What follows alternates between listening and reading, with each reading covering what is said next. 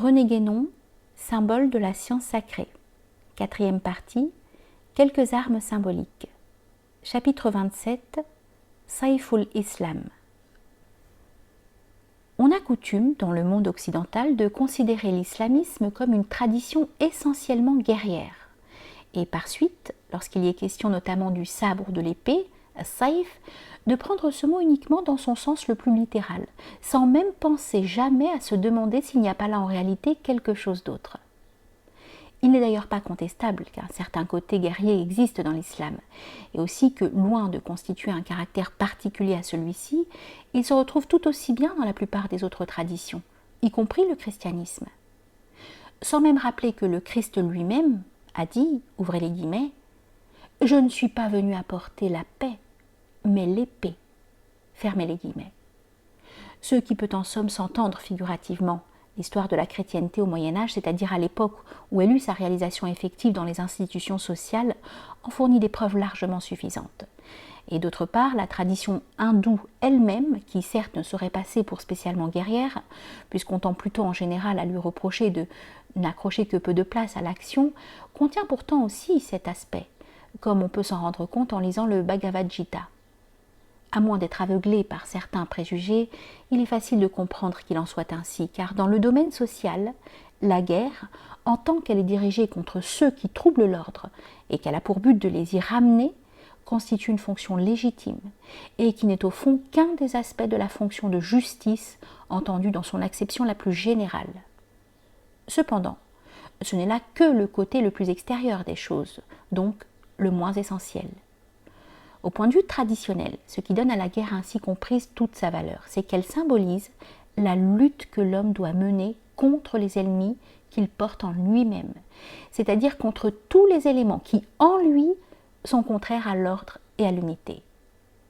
Dans les deux cas, du reste, et qu'il s'agisse de l'ordre extérieur et social ou de l'ordre intérieur et spirituel, la guerre doit toujours tendre également à établir l'équilibre et l'harmonie.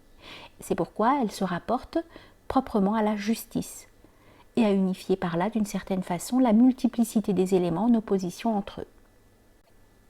Cela revient à dire que son aboutissement normal, et qui est en définitive son unique raison d'être, c'est la paix, as-salam, laquelle ne peut être obtenue véritablement que par la soumission à la volonté divine, al-Islam, mettant chacun des éléments à sa place pour les faire tous concourir à la réalisation consciente d'un même plan. Il est à peine besoin de faire remarquer combien, dans la langue arabe, ces deux termes, al-Islam et as-salam, sont étroitement apparentés l'un à l'autre. Dans la tradition islamique, ces deux sens de la guerre, ainsi que le rapport qu'ils ont réellement entre eux, sont exprimés aussi nettement que possible par un hadith du prophète, prononcé au retour d'une expédition contre les ennemis extérieurs. Ouvrez les guillemets. Nous sommes revenus de la petite guerre sainte à la grande guerre sainte. رجعنا من الجهاد الأصغر إلى الجهاد الأكبر. Fermez les guillemets.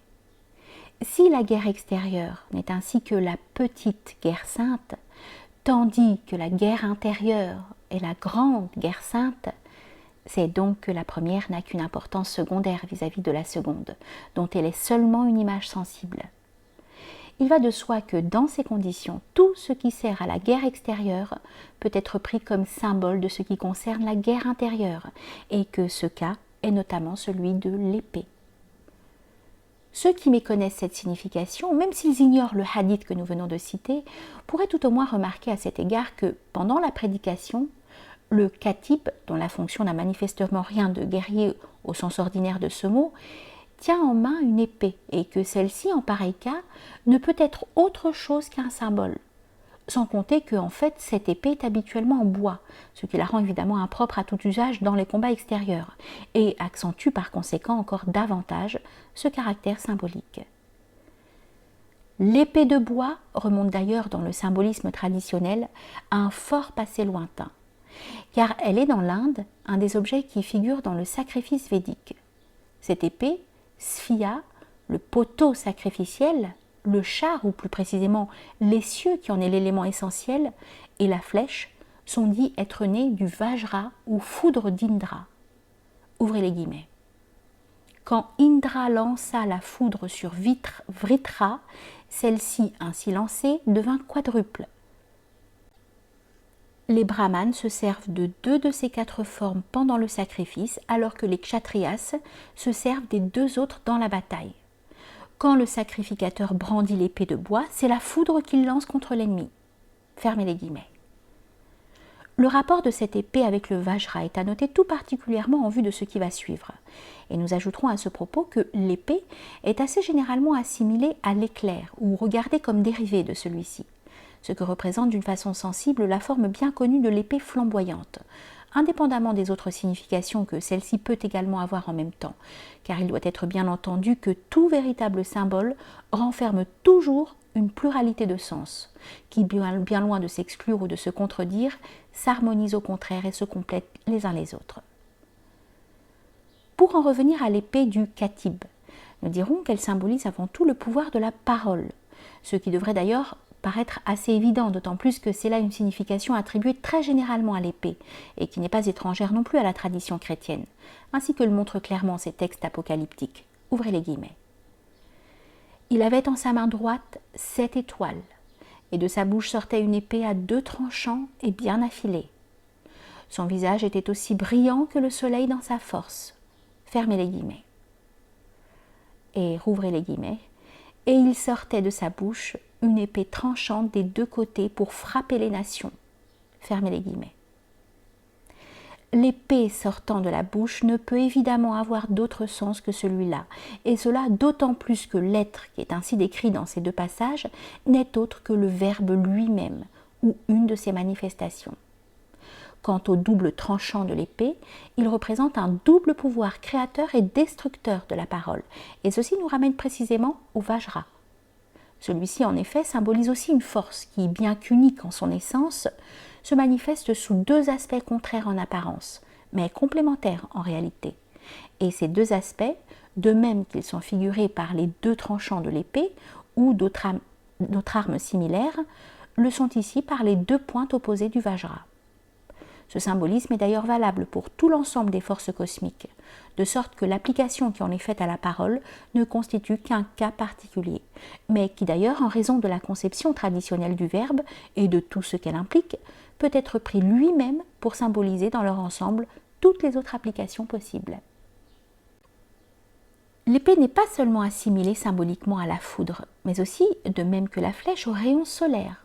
C'est à quoi se réfère visiblement le fait que, dans le premier des 2 passages apocalyptiques que nous avons cités tout à l'heure, celui de la bouche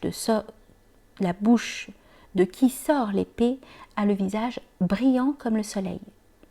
Il est d'ailleurs facile d'établir sous ce rapport une comparaison entre Apollon tuant le serpent Python avec ses flèches et Indra tuant le dragon Vritra avec le Vajra. Et ce rapprochement ne saurait laisser aucun doute sur l'équivalence de ces 2 aspects du symbolisme des armes, qui ne sont en somme que 2 modes différents d'expression d'une seule et même chose. D'autre part, il importe de noter que la plupart des armes symboliques, et notamment l'épée et la lance, sont aussi très fréquemment des symboles de l'axe du monde. Il s'agit alors d'un symbolisme polaire et non plus d'un symbolisme solaire. Mais bien que ces deux points de vue ne doivent jamais être confondus, il y a cependant entre eux certains rapports qui permettent ce qu'on pourrait appeler des transferts de l'un à l'autre. L'axe lui-même s'identifiant parfois à un rayon solaire. Dans cette signification axiale, les 2 pointes opposées du Vajra se rapportent à la dualité des pôles, considérés comme les 2 extrémités de l'axe, tandis que dans le cas des armes, à double tranchant, la dualité étant marquée dans le sens même de l'axe, se réfère plus directement aux 2 courants inverses de la force cosmique, représentés aussi par ailleurs par des symboles tels que les 2 serpents du caducée. Mais comme ces 2 courants sont eux-mêmes respectivement en relation avec les 2 pôles et les 2 hémisphères, on peut voir par là que, en dépit de leur apparente différence, les 2 figurations se rejoignent en réalité quant à leur signification essentielle. Le symbolisme axial nous ramène à l'idée de l'harmonisation conçue comme le but de la guerre sainte, dans ses 2 acceptions extérieures et intérieures, car l'axe est le lieu où toutes les oppositions se concilient et s'évanouissent, ou en d'autres termes, le lieu de l'équilibre parfait, que la tradition extrême-orientale désigne comme l'invariable milieu. Ainsi, sous ce rapport qui correspond en réalité au point de vue le plus profond, l'épée ne représente pas seulement le moyen, comme on pourrait le croire si l'on s'en tenait à son sens le plus immédiatement apparent, mais aussi la fin même à atteindre. Et elle synthétise en quelque sorte l'un et l'autre dans sa signification totale. Nous n'avons d'ailleurs fait que rassembler ici sur ce sujet quelques remarques qui pourraient donner lieu à bien d'autres développements. Mais nous pensons que, telles qu'elles sont, elles montreront suffisamment combien, qu'il s'agisse de l'islamisme ou de toute autre forme traditionnelle, ceux qui prétendent n'attribuer à l'épée qu'un sens matériel sont éloignés de la vérité.